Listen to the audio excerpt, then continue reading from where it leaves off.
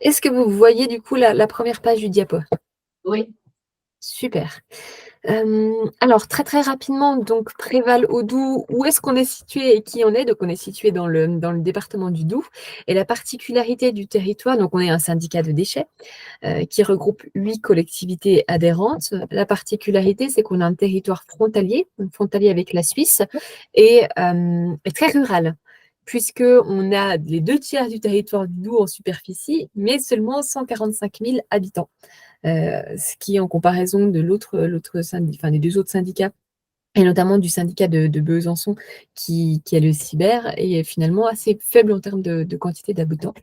Et en termes de tonnage géré de déchets par an, on est à 90 000 tonnes par an.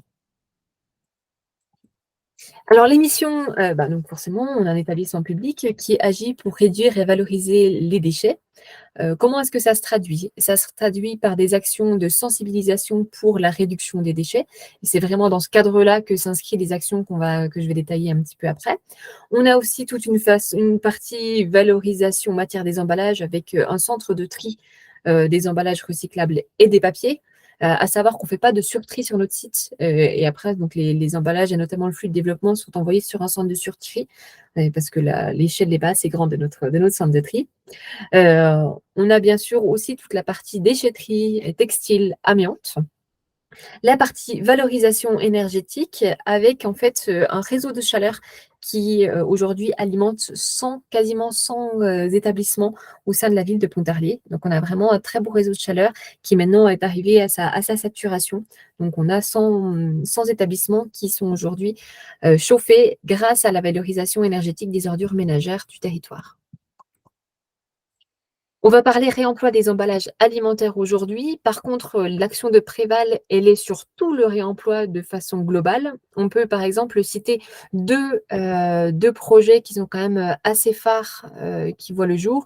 Un premier qui existe déjà, qui est la recyclerie Rebond, donc à Mèche, qui a été lancé il y a 3 ans. Et aujourd'hui, c'est super parce qu'il y a déjà 170 tonnes d'objets réemployés, 7 emplois qui ont été créés, un modèle économique qui a été trouvé où on a un atelier de réparation, on a donc une association extrêmement active qui va même au-delà de la ressourcerie, recyclerie.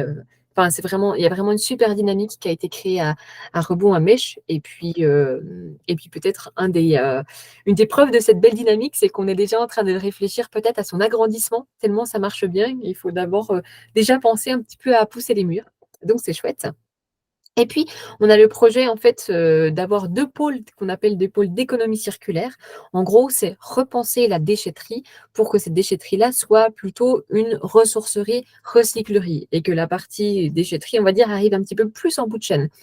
Donc 2 projets de maisons du réemploi qui vont voir le jour en 2025 au Bélieu, donc plutôt du côté de la communauté de communes du Val-de-Morteau et en 2026 sur Val-d'Aon. Ces pôles d'économie circulaire, c'est aussi des sujets qui sont intéressants et qui viennent vraiment en complémentarité avec le projet de réemploi des emballages. J'en parlerai un petit peu après. Voilà. Donc cette fois, si on rentre un peu plus dans le vif du sujet et sur la partie réemploi de contenants alimentaires. Comment est-ce que le projet, on va dire, s'est créé? Comment est-ce qu'on s'est mis à mettre autant d'énergie sur ce sujet-là? D'abord, en prenant à cœur la mission de Préval, qui est aussi et surtout de réduire les déchets avant qu'ils soient rentrés dans le statut de déchet. Enfin voilà, je représente plus, je pense, le petit schéma à droite. Et donc cette mission de réduction des déchets, elle a d'abord mené, mes collègues de Préval à passer pas mal d'actions à réaliser pas mal d'actions, notamment le défi sans emballage, s'il vous plaît, qui a eu lieu l'année dernière, où là, justement, on demandait aux commerçants, en fait, d'inciter au fait de ne pas de ne pas donner de contenant lorsqu'on donne la denrée alimentaire et de proposer au consommateur d'amener lui-même son contenant. Si le consommateur amenait lui-même son contenant, alors il avait une petite carte de fidélité où il pouvait cumuler des points. Et puis, une fois sa carte de points cumulée, il pouvait participer à un tirage au sort pour pouvoir avoir des récompenses. Donc, il y a ce défi zéro emballage-là qui nous a déjà donné une bonne température du territoire et une bonne connaissance des acteurs. Et puis aussi et surtout, on a en fait depuis 2010 une flotte de gobelets mutualisés mise à disposition des événements. Donc pour pouvoir, justement pousser tous les petits événements qui se situent un peu partout dans le territoire Préval à utiliser des éco-cups et si possible des éco-cups qui ne soient pas forcément, qui dorment pas forcément dans un placard toute l'année pour être sortis qu'une seule fois pendant un week-end, mais au contraire d'avoir un service de mutualisation de ces éco-cups-là. Et donc ça fonctionne depuis 2010. Et donc, c'est aussi grâce à ces 2 actions-là que et puis et puis les forts liens qu'on a du coup avec un opérateur de réemploi qui est présent sur la région Bourgogne-Franche-Comté. Cet opérateur, donc, c'est la société Alternative 7 qui est présent et qui est connu, sous la marque J'aime mes bouteilles, parce qu'il réalise de nombreuses actions pour pouvoir développer le réemploi des bouteilles sur toute la Bourgogne-Franche-Comté depuis déjà plusieurs années, et puis de remettre en place un système de consigne sur cette région-là. Et puis on les accompagne aussi dans cette action-là. Et puis, en fait, on a réfléchi un peu en se disant, mais attends, on a plein de gobelets aujourd'hui, ça marche super bien, on met à disposition des gobelets des associations du territoire pour qu'ils organisent leurs événements. Mais ce qui est super dommage, c'est qu'après ça, en fait, ces gobelets-là, ils sont envoyés dans le sud de la France pour être lavés. C'est dommage qu'on puisse pas laver localement. Et en discutant du coup avec J'aime mes bouteilles sur ce sujet-là, on s'est dit, bah tiens, est-ce que finalement le territoire de Préval, le Houdou, ne serait pas un super territoire pour pouvoir installer une ligne de lavage de bocaux et d'éco-cups. Et donc, c'est comme ça que J'aime mes bocaux a été créé et c'est comme ça que l'expérimentation autour du lavage des bocaux et des éco-cups a vu le jour. Voilà un petit peu les histoires. J'en parlerai un petit peu plus de la ligne de lavage juste après. Ce qui est aussi important de dire peut-être, c'est pourquoi est-ce que Préval se met là-dedans? C'est un petit peu rappeler ce qu'on souhaite être au sein des projets. On souhaite être un facilitateur. On souhaite aussi fédérer les énergies locales. Contribuer au dynamisme régional, c'est-à-dire de se dire que l'expérimentation qui a lieu sur un pôle, après, l'objectif, c'est aussi qu'elle puisse peut-être rayonner au-delà et puis servir d'exemple au niveau régional, mais même plus loin si possible. Et puis, c'est vraiment là où on se retrouve enfin, c'est vraiment dans cette action-là que le projet de réemploi des emballages se retrouve, être un accélérateur d'émergence d'activités économiques qui réduisent la génération de déchets. Et c'est vraiment là-dessus que l'installation de J'aime mes bocaux sur le territoire de Val d'Aon prend tout son sens. Donc aujourd'hui, il y a une ligne de lavage à Val d'Aon, donc dans un local pour l'instant en location.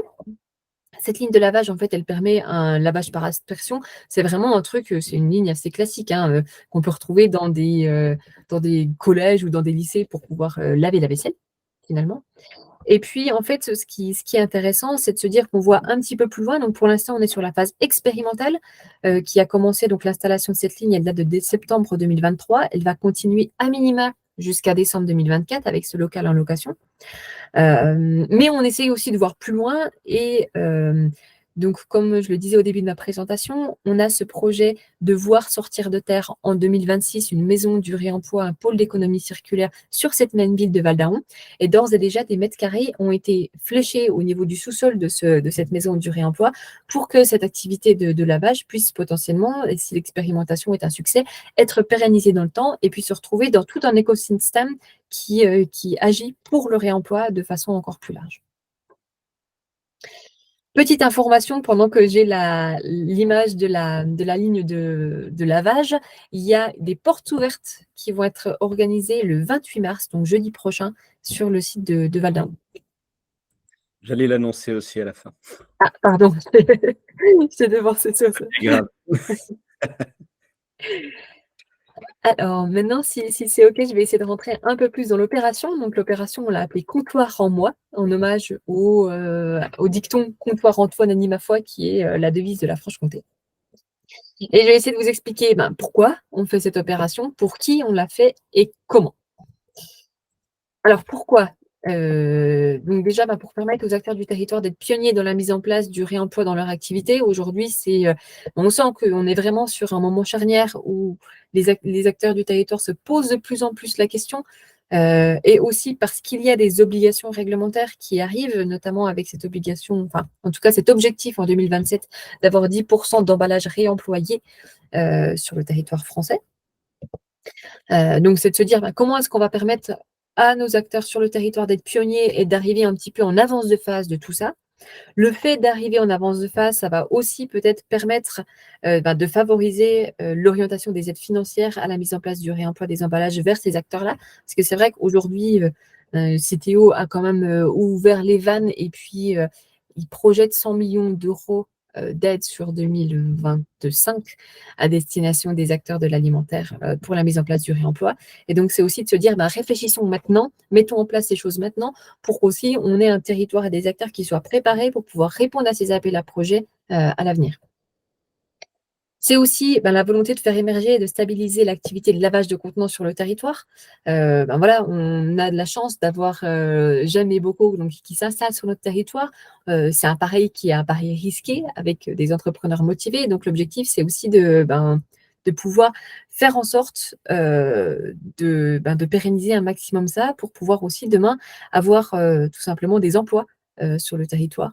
Et puis, je pense qu'un des points intéressants aussi, c'est que, par exemple, on est déjà en discussion avec un ESAT pour que ce soit des personnes en situation de handicap ou en situation d'insertion professionnelle, qui puissent être derrière, opérationnels sur ces lignes de lavage. Et donc qu'en plus d'avoir un sens environnemental, cette ligne de lavage porte aussi des valeurs sociales. Et donc du coup, voilà, dans le but, vraiment à terme de se dire et on se projette sur une plateforme territoriale de lavage au service des acteurs du Haut-Doubs, à minima, voire parfois au niveau régional en fonction des opportunités et des besoins et des interactions avec les autres projets. Là, on parle beaucoup contenant parce que c'est vrai qu'on a une ligne de lavage par aspersion, alors que lorsqu'on veut laver une bouteille, on est sur des lignes industrielles beaucoup plus conséquentes, c'est un lavage par immersion. Aujourd'hui, il y a pas vraiment, en tout cas sur le territoire franc-comtois, de ligne de lavage de bouteilles. Et donc l'objectif, c'est aussi de commencer à créer des synergies, à réfléchir en disant, voilà, on a pas mal de synergies possibles. Si on met en place de la consigne sur des bocaux, on peut laver localement, mais en même temps, cette consigne-là, on va pouvoir la mettre en place sur des bouteilles et récupérer des bocaux et des bouteilles en même temps et pouvoir après orienter et puis massifier et augmenter la quantité de bouteilles qui est collectée sur le territoire. Et donc, cette massification et cette augmentation de volume va pouvoir aussi nourrir des réflexions sur une ligne de lavage et va pouvoir aussi permettre d'augmenter les activités de réemploi et sur le territoire. Et puis enfin, forcément, ça nous permet de forcément éviter du gaspillage matière et énergétique parce qu'on est sur du réemploi et donc on diminue la quantité d'emballages à usage unique mis sur le marché. Donc voilà, pas mal d'objectifs. Hem, Maintenant pour qui? Beaucoup de monde aussi. Alors, en gros, on a donc forcément, les producteurs, qui sont une cible privilégiée parce que c'est eux qui vont nous permettre d'atteindre des volumes suffisants, pour pérenniser l'activité de lavage de contenants et pour, faire plus de trafic sur l'activité, de lavage, de tri, massification de bouteilles. Qui dit producteur dit point de vente pour pouvoir récupérer un petit peu tous ces emballages-là. Ça, c'est le premier gros bloc.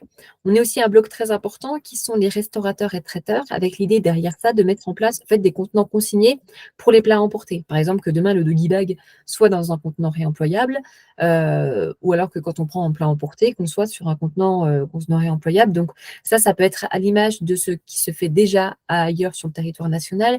Il y a notamment l'initiative Emboîte le plat, il y a l'initiative Ramenez-moi aussi portée par Bocaux & Co au niveau de Dijon. Donc il y a pas mal de choses qui existent déjà, donc c'est aussi s'inspirer, voire collaborer avec des choses qui existent déjà, pour pouvoir mettre en place ce service sur notre territoire rural, ce qui représente du coup un vrai défi de par sa ruralité. Pourquoi est-ce qu'on s'attaque à ce défi, on va dire complexe, en même temps que celui d'emmener les producteurs avec nous? Parce que les aides de Citeo, sur 2024 ont été orientées sur la restauration livrée et à emporter. Aujourd'hui, en fait, on ne peut pas axer uniquement sur les producteurs parce que Citeo vraiment lui nous a dit: «Voilà, collectivité, je vous fais confiance et je vous donne de l'argent pour que vous puissiez porter les projets de réemploi. Par contre, la première cible pour dépenser cet argent doit être les restaurateurs et les traiteurs». Voilà pourquoi on se retrouve avec cette espèce de jeu d'équilibriste à vouloir des volumes avec les producteurs, mais à la fois à engager aussi, ce chantier compliqué mais non pas moins intéressant, d'embarquer avec nous les restaurateurs et les traiteurs. Et enfin, de par un petit peu la genèse de ce projet et puis de par les liens étroits qu'on a avec les organisateurs d'événements et les associations, Et ben, on veut aussi embarquer forcément, les food trucks, les organisateurs d'événements pour qu'on puisse aller vers des éco-cups. Donc en fait, on travaille aujourd'hui vers la mise à disposition, d'une flotte beaucoup plus conséquente, d'une flotte d'éco-cups et de gobelets mutualisés. Et puis, on travaille aussi sur la diversification, c'est-à-dire que se dire les éco-cups, c'est bien beau, mais on discutait encore hier avec des organisateurs de festivals, c'est de se dire, oui, mais bon, il y a les barquettes de frites aussi qui seraient super intéressants à faire. Et donc, on a aussi pour idée de faire une flotte mutualisée sur d'autres typologies de contenants, notamment les barquettes de frites. Et ce qui est super intéressant, c'est qu'on a les food trucks qui font bien le lien entre les événements, notamment les festivals, et la restauration et les traiteurs. Donc, c'est aussi de se dire, il y a des ponts à faire entre ces deux parties-là qui sont intéressantes. Voilà au niveau des cibles. Et puis comment on le fait? Eh ben, grâce à des financements, bizarrement. Ces financements-là, ils sont issus de 2 sources pour l'instant et potentiellement 3 dans le futur. Ils sont issus de Citeo, donc sur la restauration livrée à emporter, comme je le disais, avec, ce petit défi-là que les financements Citeo, sont rétroactifs sur 2023, mais vont s'arrêter fin 2024. Donc on a vraiment, nous, un peu une épée de Damoclès au-dessus de la tête et puis une nécessité d'avancer très, très vite sur les sujets pour aussi garder la confiance avec cet acteur et ce financeur-là important. On a aussi la chance d'être soutenu par la région Bourgogne-Franche-Comté, qui du coup on va pouvoir orienter un peu plus les financements région sur les producteurs, l'événementiel notamment. Et puis, on est en train de discuter avec le département du Doubs, parce que l'objectif, c'est de se dire: «OK, on sécurise, beaucoup de financements sur 2024», parce que 2024, on a vraiment envie que ce soit une année charnière où les choses vont basculer un petit peu et puis faire basculer le territoire de façon globale avec beaucoup de cibles, beaucoup de financements, beaucoup de projets. Mais c'est aussi de se dire: «On ne peut pas juste faire une bascule en 2024 et après il ne se passe plus rien». Donc, on a aussi toute une discussion et notamment, avec le département pour pouvoir, emmener ces financements et ce projet au-delà de 2024 et à l'horizon 2025-2026 notamment. Donc voilà, donc tout ça, donc tous ces financements-là, donc nous sont destinés et l'objectif, c'est bien sûr de les redistribuer. Les redistribuer à qui? D'abord à l'opérateur de réemploi ou aux opérateurs de réemploi. Donc notamment aujourd'hui, ce qui est, envisagé, c'est d'aider l'opérateur de réemploi à acheter une sécheuse, enfin en tout cas d'investir dans cette sécheuse et de la mettre à disposition, on va dire, de l'opérateur de réemploi pour qu'il puisse, derrière pouvoir laver des éco-cups, parce que le verre, ça sèche très vite, mais le plastique beaucoup moins vite. Et donc aujourd'hui, pour que le lavage des éco-cups soit opérationnellement faisable, il y a besoin d'investissement. Et puis forcément, beaucoup d'équipements logistiques, parce qu'il faut tous des emballages secondaires pour pouvoir, les transporter, ces emballages primaires.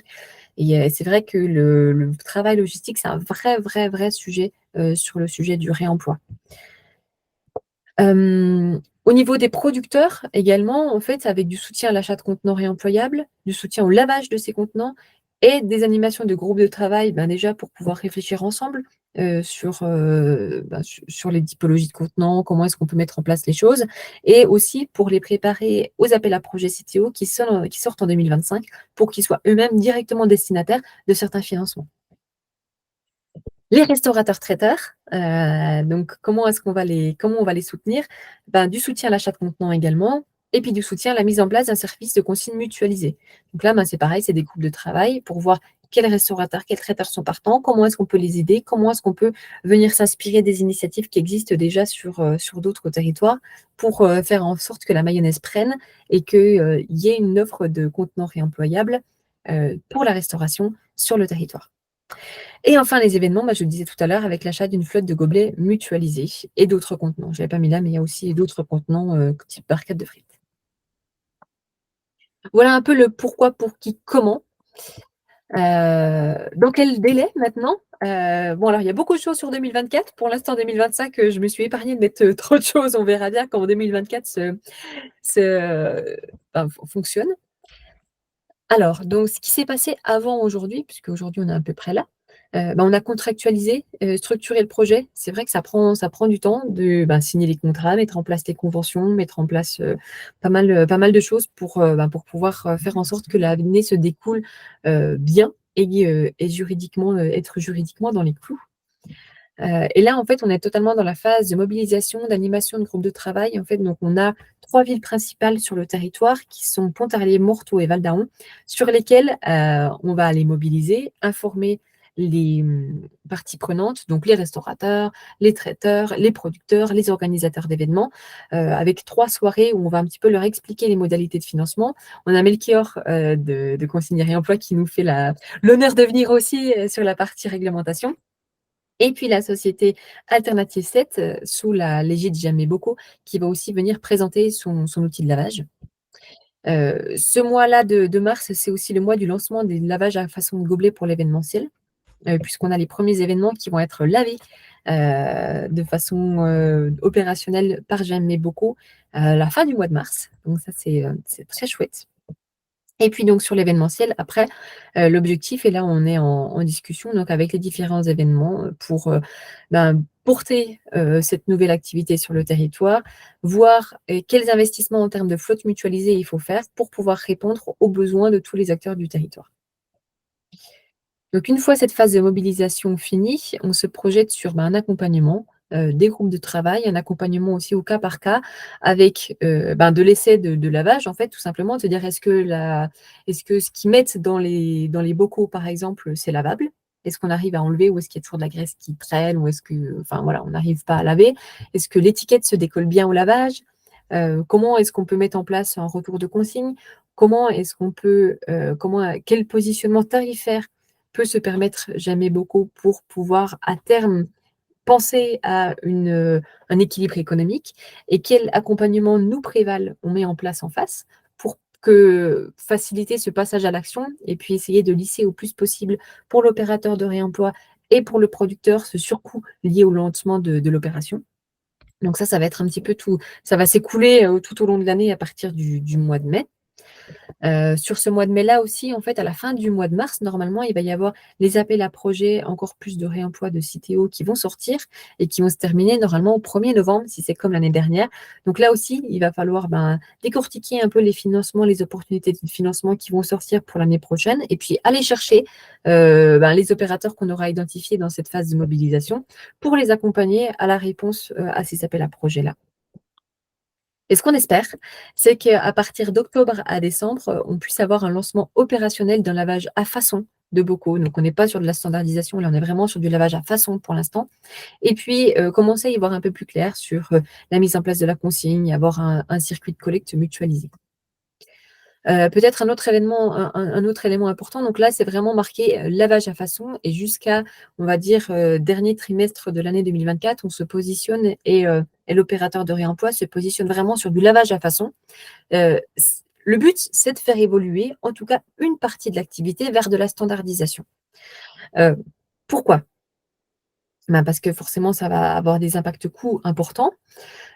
Et aussi parce que c'est ce vers quoi tendent les initiatives nationales, puisqu'il va y avoir normalement à la fin de l'année la sortie des premiers emballages standards portés par l'initiative Reuse, que Citeo a montée et donc il y a des discussions. En fait, ils travaillent notamment avec Veralia, et d'autres fournisseurs d'emballages, en fait et ils ont travaillé sur un design de bocaux et de bouteilles standards avec l'objectif, de les faire adopter par un maximum de personnes au niveau enfin, maximum d'acteurs de la chaîne agroalimentaire pour pouvoir petit à petit basculer vers des emballages standards. Ces emballages-là, du coup, seront aptes au réemploi, ce qui n'est pas toujours le cas des emballages mis en verre, mis à disposition et mis sur le marché aujourd'hui.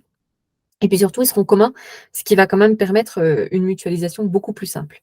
Donc là encore, il faut qu'on garde en tête et sur notre accompagnement dès maintenant, le fait que petit à petit, il va y avoir toute ou partie du marché qui va basculer vers de l'emballage standard et il va falloir aussi que nous, on soit suffisamment agiles pour pouvoir adapter notre offre à l'émergence de ces standards-là. Voilà un petit peu, j'en ai fini sur la présentation du projet. Peut-être, je me suis noté comme ça deux trois points, qui peuvent être intéressants à discuter, en tout cas qui nous sont au cœur de notre questionnement. On a choisi vraiment de se dire: «Eh ben, on n'a pas la réponse à tout. on n'est pas sûr d'aller toujours dans les bonnes directions, mais on va on va y aller par tâtonnement, on va y aller par petits pas. Et puis, parfois on se trompera, parfois on ira dans le bon sens. Puis ça va nous permettre aussi de répondre aux questionnements qu'on a sur la place des collectivités dans ce nouvel environnement qu'est le réemploi. Je ne sais pas, moi, par exemple, se dire est-ce que demain les déchetteries devront être des lieux de collecte ou pas? On met déjà beaucoup de camions sur les routes. Est-ce qu'il va y avoir une mutualisation? Est-ce qu'il y a besoin d'avoir une mutualisation logistique? Quelle est notre place aussi, par exemple, dans les points de massification? On imagine bien qu'il va y avoir donc des centrales de lavage, plus ou moins éloignées géographiquement les unes des autres. Mais comment est-ce qu'on va réaliser peut-être des points de massification avant le lavage pour se dire qu'on mettra un camion plein uniquement sur la route et pas un camion à moitié vide? Ça, c'est des questions qu'on se pose. Et puis, ça rejoint un petit peu ce que je disais tout à l'heure. Quelles adéquations avec les initiatives nationales, avec les standardisations à venir, avec les initiatives que peuvent porter des marques nationales et des supermarchés? Comment est-ce que tout ça va venir s'imbriquer ensemble ou pas, ou vont travailler en parallèle? C'est beaucoup de questions auxquelles je n'ai pas forcément la réponse et qui peuvent être aussi des peut-être pistes pour discussion. Voilà, Merci beaucoup Camille. C'est un vaste sujet. c'est ça. Bravo pour toutes ces initiatives. C'est vraiment chouette. Oui, l'objectif, comme tu l'as rappelé, c'est vraiment en fait, partir de ce cas qui se met en œuvre du coup sur le territoire de Préval pour ensuite essaimer un peu partout sur le territoire. Donc, peut-être que ça peut être une opportunité pour vous, Sienne, finalement, de prendre un petit peu le train en marche et que l'on travaille ensemble sur des moyens de coopération avec vous, avec les autres acteurs du territoire et surtout les acteurs de votre territoire pour essayer de créer de nouvelles boucles de réemploi. C'est vrai que nous, on connaît assez mal le territoire de la Nièvre, alors ça peut être une bonne opportunité de commencer à débroussailler le terrain par là-bas. Je ne sais pas si vous avez des questions, d'ailleurs, Laurence. Ouais, j'avais pu prendre la parole. Alors, nous, on est un territoire très rural aussi. Alors, voilà, très rural, hein, on a Nevers qui est, on va dire, la ville-centre, et après, autour, on n'a pas grand-chose. On a sur Nevers quelques grandes surfaces, mais c'est vrai qu'après, c'est plutôt des petits biwanes, enfin voilà, des petits magasins. Oui, j'avais des questions. Donc, il y en a une qui pourrait, voilà, je ne pourrais pas répondre en totalité, mais qui aurait été pensée, c'était comment on récupère ces emballages sans justement aller faire des déplacements sur tout un territoire. Donc, est-ce qu'on peut les ramener en déchetterie? Donc, voilà. Mais si on les ramène en déchetterie, toujours pareil. Si on les met dans des colonnes, ça casse. Par exemple, si c'est du verre. Donc, voilà. Ensuite, comment vous avez touché, ou le nombre d'acteurs que vous avez pu toucher? Est-ce que vous avez été démarcher tous ces professionnels? Et puis, combien de personnes vont participer à cette opération? Voilà. Vous avez pu toucher quand même du monde. Ensuite, c'était aussi par rapport à comment vos collectivités adhérentes ont accepté le projet et à quel coût, si vous savez à peu près quel coût ça a, le coût d'une sécheuse, le coût d'une ligne de lavage, et qui va effectivement payer, on va dire, plus ou moins ces amortissements. Parce que, voilà, pour être honnête, nous, sur notre territoire, les collectivités sont absolument réfractaires à dépenser de l'argent pour beaucoup de choses, hein. Parce que en plus, le verre, pour l'instant, est racheté. Voilà, je vois sur le verre, ça serait compliqué si on mettait en place une opération qui coûte quand même cher et qui va être effectivement de toute façon payée par nos collectivités. Voilà, quelques questions. Chouette. Ouais, c'est cool, il y en a pas mal. Peut-être la première, du coup, comment est-ce que récupérer les emballages? C'est exactement la question qu'on se pose, en fait, avec cette problématique et ce constat, en tout cas, que nous partagent les opérateurs de réemploi, qui est qu'il y a du retour à partir du moment où il y a une consigne monétaire qui est appliquée. Et qui dit consigne monétaire, dit du coup déjà d'avoir des points de vente qui soient formés à la consigne, qui est la place et qui dédie la place à ça, parce que ça veut dire aussi que forcément, les emballages, il faut les mettre quelque part. Donc c'est vrai que c'est des sujets qui sont importants et qui sont un petit peu galères à gérer. Et ce qui fait qu'aujourd'hui, en tout cas, les retours qu'on a notamment de nos collègues du cyber qui ont essayé de mettre en place le retour au niveau de la déchetterie, c'est compliqué. Les gens ne rentrent pas forcément, ne vont pas forcément à la déchetterie. En tout cas, n'ont pas encore le réflexe de se dire de se rendre à la déchetterie, par exemple, pour emmener les emballages consignés. Et en plus de ça, nous, quand on en a discuté en interne, il y a cette problématique aussi de l'échange monétaire. C'est-à-dire que, du coup, l'agent en déchetterie doit, ou en tout cas, il faut trouver des stratagèmes parce que pour ne pas qu'il y ait d'échange monétaire. Et donc, c'est vrai que ça complexifie aussi. Et ça complexifie d'autant plus le rôle de l'agent de déchetterie qui est déjà bien complexifié avec l'arrivée de toutes les nouvelles REP. Donc, c'est vrai que c'est vraiment un sujet sur se dire comment récupérer les emballages. Après, ce qui est intéressant et ce qui est chouette, c'est de se dire aujourd'hui, donc on a quand même J'aime mes bouteilles qui travaille d'ores et déjà avec de la consigne mise en place sur certaines bouteilles notamment, donc qui a cette expérience-là à la fois d'accompagnement des points de vente. Et puis, ça veut dire qu'il y a déjà des choses qui existent et qui fonctionnent où les personnes ramènent leurs consignes. Donc ça, c'est plutôt intéressant. Et puis en plus, on a les Biocop qui s'engagent fortement sur l'année 2024, puisque je crois qu'ils veulent mettre en place le retour des consignes, en tout cas qu'il y ait des bouteilles qui est le petit picto rapportez-moi pour réemploi, et que à partir du moment où il y a et qu'il y ait en tout cas dans chaque Biocop la possibilité de les ramener et d'avoir Oui, un en fait, retour. il y a une vraie mobilisation de toutes les biocop au niveau national pour vraiment passer le pas. Déjà sur 2023, en fait, les biocop présentes sur un territoire où un opérateur de réemploi était présent avait l'obligation d'avoir dans dans ses étalages en fait un certain pourcentage, j'ai pas le pourcentage en tête, Ouais. en tout cas de bouteilles consignées. Sur le sujet du cyber, il y a aussi et le stockage des bouteilles en déchetterie. Il y a un autre sujet dont tu n'as pas parlé, c'est que ce stockage en fait doit se faire dans des conditions particulières. Sinon, les étiquettes sur les bouteilles ne peuvent pas forcément bien se décoller et donc entraîner des blocages sur les lignes de lavage. Donc, il me semble qu'il y avait une partie des bouteilles qui étaient stockées en extérieur sur la déchetterie du cyber et en plus sur une zone où il y avait beaucoup de poussière parce que c'était juste à côté du dépôt de plâtre, si je ne m'abuse. Et donc ça posait des problèmes supplémentaires qui faisaient que les bouteilles qui étaient entreposées dans la déchetterie ne pouvaient pas partir au stade de lavage parce que finalement les conditions de stockage n'ont pas permis d'avoir des conditions assez favorables pour ensuite permettre le décollage des bouteilles et un bon nettoyage. Ouais, donc ouais, il y a quand même pas mal de. Merci beaucoup, Melchior, pour Et on complète. donc ouais, pour compléter. Et c'est vrai que ouais, franchement, le retour des emballages, c'est un sacré défi. Et puis le problème, c'est toujours le serpent qui se mord la queue. C'est-à-dire que tant qu'on n'a pas une quantité suffisante d'emballages réemployables, forcément, on ne veut pas mettre en place la consigne. Et puis si la consigne n'est pas mise en place, on dit non, mais je vais pas mettre des emballages réemployables qui vont me coûter plus cher et que je vais pas retrouver. Et donc c'est vrai que c'est pour ça aussi qu'il y a besoin d'un apport financier. Et puis ça faisait du coup l'objet d'une autre question, c'est qu'à un moment donné, au début, c'est sûr qu'il y a une perte d'argent. En tout cas, il y a une rentabilité qui est quand même très compliquée à trouver. Et donc c'est pour ça que, sans apport financier, c'est quand même compliqué de faire exister de faire naître surtout ce retour-là. Et puis, j'en profite, Melchior, pendant que tu parlais de dispositifs de stockage.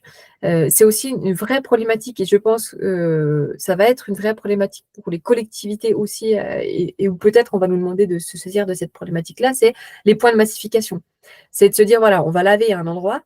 Par contre, on va peut-être pas pouvoir à chaque fois aller, dès qu'on a récupéré une palette, mettre un camion sur la route pour pouvoir emmener cette palette au centre de lavage. Ça veut dire qu'il va falloir trouver des mètres carrés pour pouvoir stocker dans les conditions aptes au réemploi ces bouteilles et ces bocaux. Et dans des timings qui soient aussi OK. Je pense par exemple, s'il y a de la nourriture dans les bocaux, il y a quand même aussi des. Voilà, se dire dans quel timing aussi on arrive à avoir des rotations.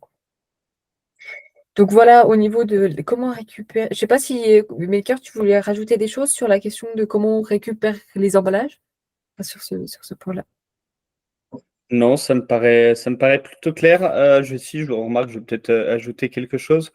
Avec la région Bourgogne-Franche-Comté et l'ADEME, on va démarrer, je l'espère, à partir du mois de mai, en fait, une étude de faisabilité un peu régionale sur la mise en place de structures, d'unités de lavage un petit peu partout sur le territoire. Le but de cette étude, c'est vraiment à partir des données existantes, en fait, et des différents parties prenantes, j'ai envie de dire, sur tout le territoire bourguignon-franc-comtois, c'est de dire, voilà, à quel endroit est-ce qu'on peut implanter des unités de lavage, avec qui est-ce qu'il y a des structures qui existent déjà sur les territoires, parce que parfois, il y a sur le sujet des bocaux, il y a des ESAT qui ont des unités de lavage qui sont sous-utilisées, qui pourraient être utilisées et mises à dispo finalement d'une boucle locale, par exemple sur le sujet de l'événementiel et autres. Et en fonction de tous les gisements un petit peu identifiés et de toutes les structures de lavage qui peuvent exister à l'heure actuelle, à dire quel est établir quel est le maillage vraiment sur le territoire qui serait nécessaire de mettre en œuvre pour une bonne application de la loi AGEC en fait sur le territoire. Donc là, on va mobiliser un petit peu toutes les collectivités sur ce sujet pour voir comment est-ce qu'on peut mailler le territoire ensemble pour être le plus efficace. Et dans cette notion de maillage territorial, au-delà des unités de lavage, il y a bien entendu besoin d'unités de massification, comme tu l'as dit. Et peut-être que ces unités de massification pourraient être présentes intégrées au centre de lavage, mais pas forcément. Donc ça va être des discussions qui vont être mises en œuvre dans les mois à venir. Merci pour toutes ces infos complémentaires. Du coup, la deuxième question, je crois que c'était comment on touche les acteurs, en tout cas, comment est-ce qu'on les mobilise? Alors, je vais pouvoir répondre que partiellement, parce que j'aurais bien aimé pouvoir mobiliser en mars, mais malheureusement, ça ne s'est pas fait. Et en fait, les dates de mobilisation sont toutes maintenant en avril. On est sur le 15 avril, le 17 avril et le 29 avril. Donc aujourd'hui, j'ai qu'une vision un petit peu partielle de à la fois qui va vraiment partir avec nous, et puis à quel point on aura réussi ou pas à mobiliser large. Donc j'aurai malheureusement qu'une réponse partielle, mais ça n'empêche que je peux quand même répondre en se disant que comment est-ce qu'on a déjà la liste d'acteurs qu'on invite, et comment est-ce qu'on arrive à identifier tous les potentiels participants à cette mobilisation. D'abord, grâce à ce qui a été fait par le passé, donc on est en contact avec les événements avec lesquels on travaille depuis 2010, et puis avec les défis sans emballage, s'il vous plaît, par exemple, qui ont quand même regroupé plus d'une centaine d'acteurs sur l'année 2023. Donc ça permet aussi déjà d'avoir un petit carnet d'adresses plutôt fourni de personnes engagées, où on sait déjà qu'il y a une appétence pour ce sujet-là. Et donc c'est de se dire, ok, eux, on a un petit peu la confiance pour qu'ils partent avec nous. Après, il y a tous ceux qu'on ne connaît pas ou avec qui on ne sait pas trop est-ce que ça va mordre ou est-ce que ça ne va pas mordre. Et donc là, en fait, on travaille beaucoup en lien avec les communautés de communes et notamment les chargés de développement économique de ces communes-là, ou alors les chargés de PAT également, qui, eux, ont une vision beaucoup plus importante sur les acteurs de la chaîne alimentaire, on va dire, des acteurs de l'alimentation sur leur territoire, et qui, eux aussi, en fait, se font relais de ces journées de mobilisation et co-participent à l'organisation. Voilà, on essaie de les intégrer au mieux pour dire, voilà, on a besoin d'une salle, on a besoin de personnes à inviter, etc. On a besoin de votre savoir-faire, votre expertise, pour aussi ne pas être seul face à ça, mais vraiment pouvoir aller au plus large possible. Pour pouvoir avoir des gens à cette mobilisation-là aussi, on essaye de plus en plus. Voilà, on a donné un nom à l'expérimentation, à l'opération, on a dit comptoir en moi.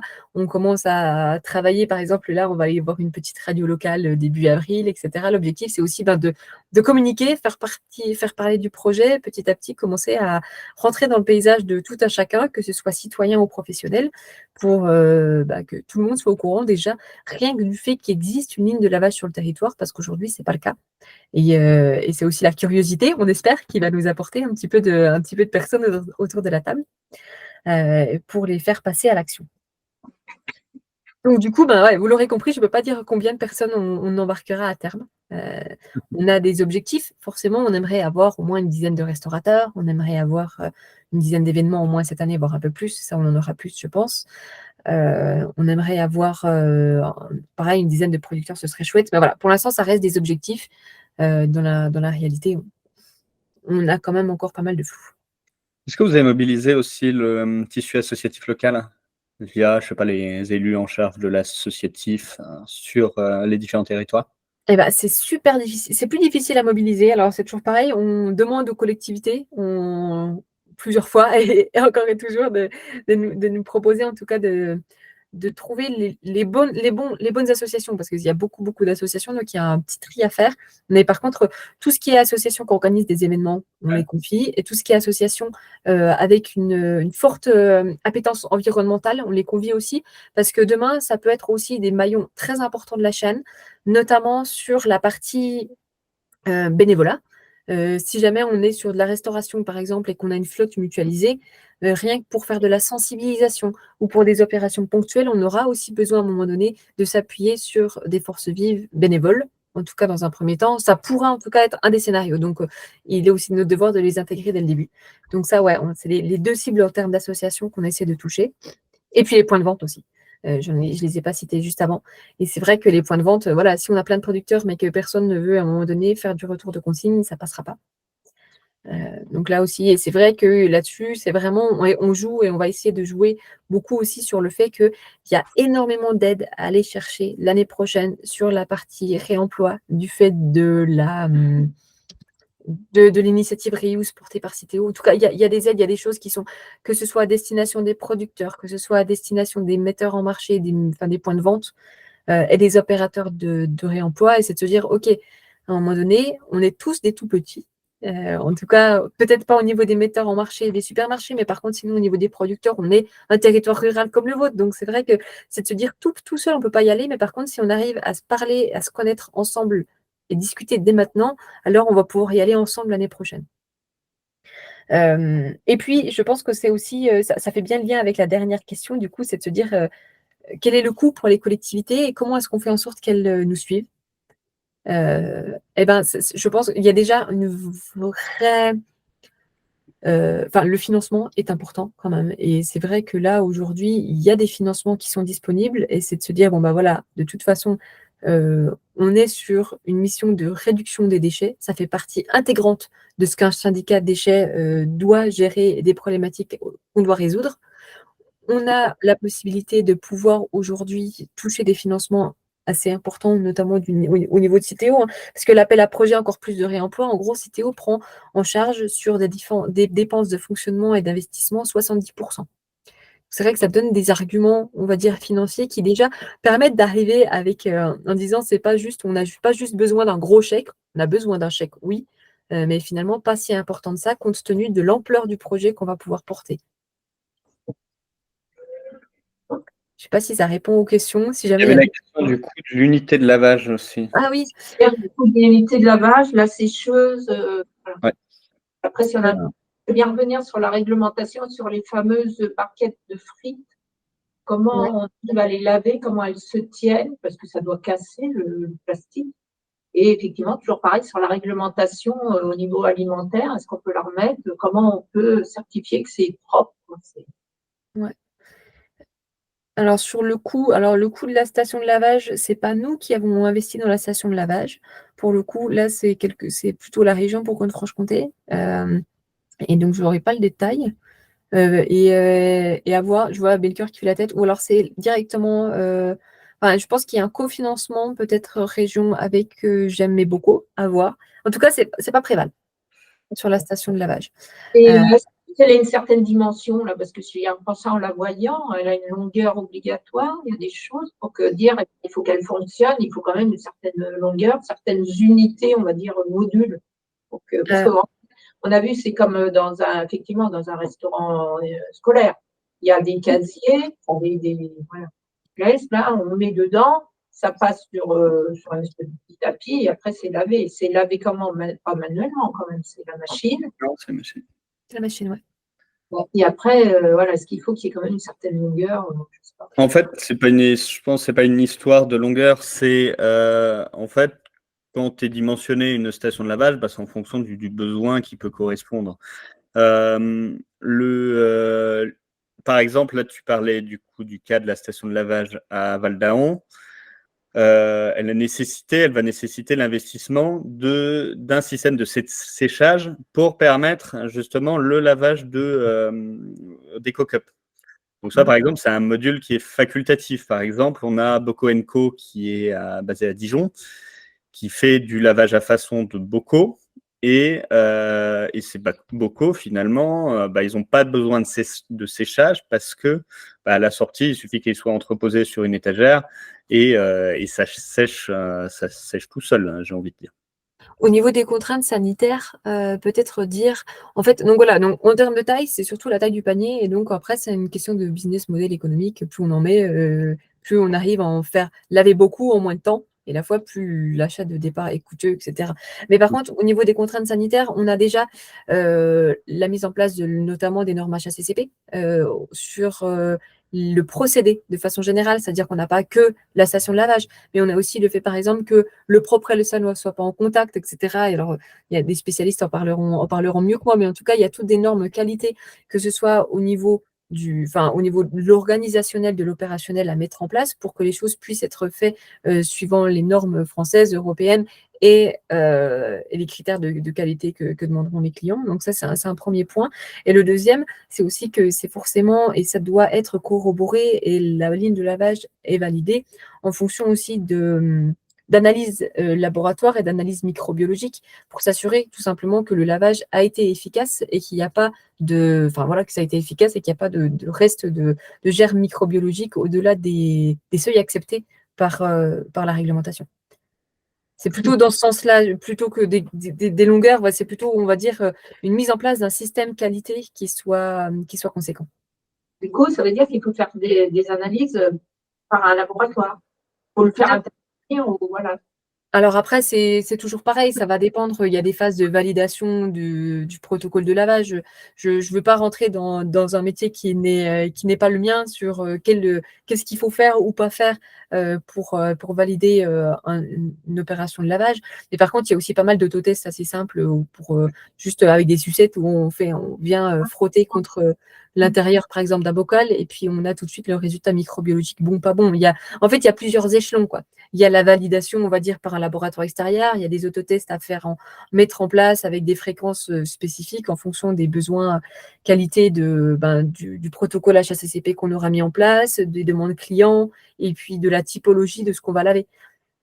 Si c'est du verre, du plastique, etc. Il y a peut-être des choses différentes aussi. Oui, ça dépend vraiment des besoins de chaque client. En fait, chaque métier finalement qui utilise des bocaux a ses propres normes. Ensuite, ce qu'avait remarqué Bocaux & Co, du coup, lors de ces tests, parce qu'ils ont fait beaucoup de tests sur leur ligne de lavage pour voir si c'est en fait, à quel niveau de production en fait est-ce que ça devient rentable.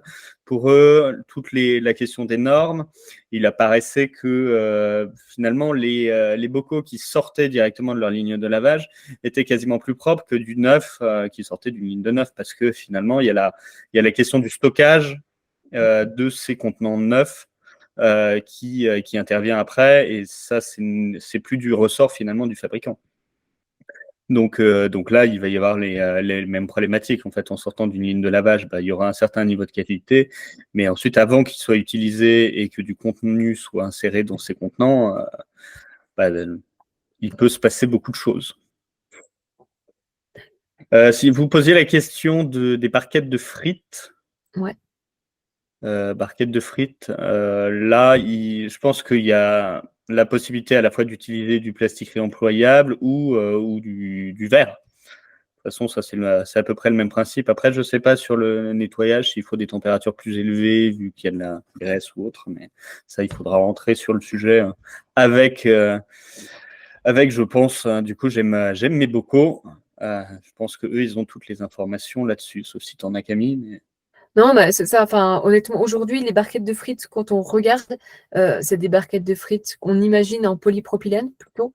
de par, en tout cas, de ce qu'on a discuté, par exemple, avec des organisateurs de festivals. Enfin, en tout cas, dès qu'on a une certaine taille de festival, par exemple, on discutait notamment avec le Festival de la Paille, qui disait, lui, par exemple, je ne peux pas mettre de verre ou d'inox d'un point de vue sécurité sur mon festival. Donc, dans ces cas-là, on est en fait sur du polypropylène, pardon, qui est le même matériau que les éco-cups. Donc, aujourd'hui, comme on lave des éco-cups, on lavera des barquettes de frites après. Aujourd'hui, on ne l'a pas encore fait. Donc, comme le dit Melchior, je ne sais pas ce que ça va donner avec la graisse. Est-ce que les produits, il va falloir adapter les produits, adapter le process. C'est encore des choses auxquelles il faudra répondre. Et c'est tout l'intérêt en fait de l'expérimentation. Et c'est le cas en fait, peu importe la typologie de contenant et le producteur, c'est qu'il y a dans tous les cas, ce que je mettais dans le planning, une phase de test pour se dire est-ce que ça se lave bien? Est-ce que ça, en termes de qualité, on est bon? Est-ce qu'il y a des choses à améliorer? Donc, c'est vraiment toute cette phase de test aussi qui va nous permettre d'y voir beaucoup plus clair en 2024. Et j'espère que dans un futur webinaire, après l'expérimentation, j'aurai beaucoup plus de choses à dire sur les résultats concrets de tout ça et puis les points d'attention à avoir grâce aux tests qu'on aura fait durant l'année. Oui, ça c'est sûr, on fera probablement d'autres webinaires pour parler de cette expérimentation. On va essayer de relayer ça largement. Donc voilà. Je ne sais pas si vous avez d'autres questions. Non. Non, tout est bon. C'était bien, vraiment à toi.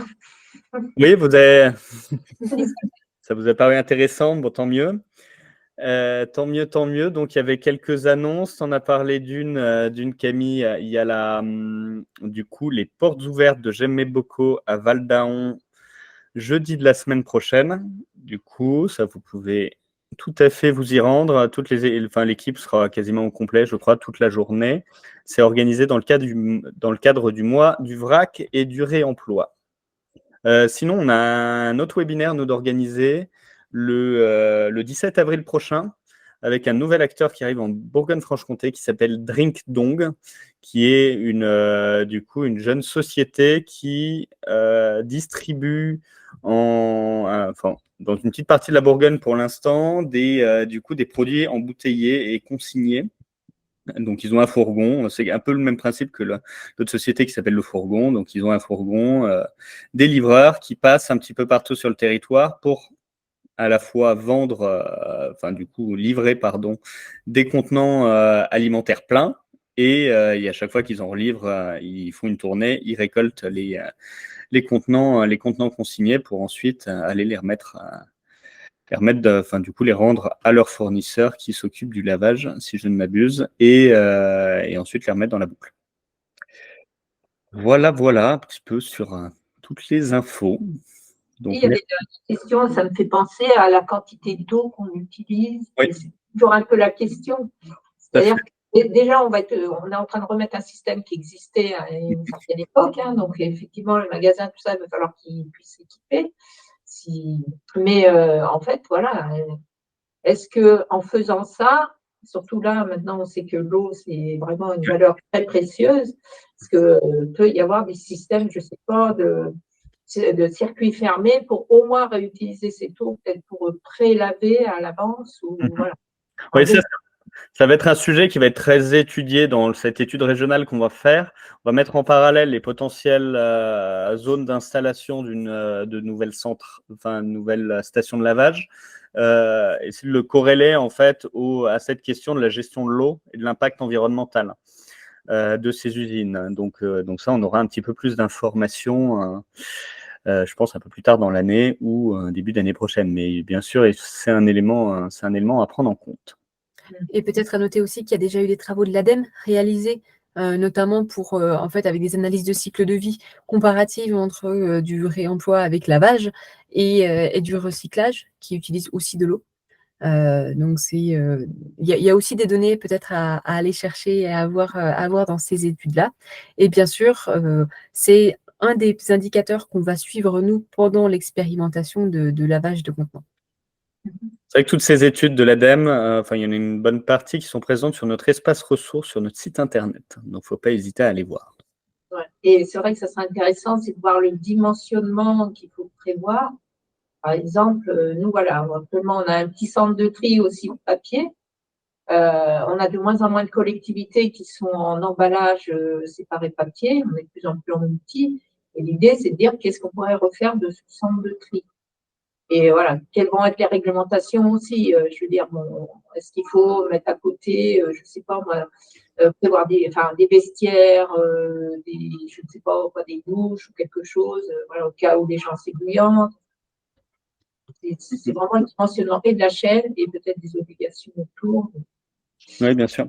Mettre de carré pour que les personnes puissent travailler sans risquer de se bousculer ou des choses comme ça. Ouais. Tout à fait. Non, il y a beaucoup d'éléments à prendre en compte du coup. Voilà. Très bien. Voilà. Bon, merci beaucoup en tout cas.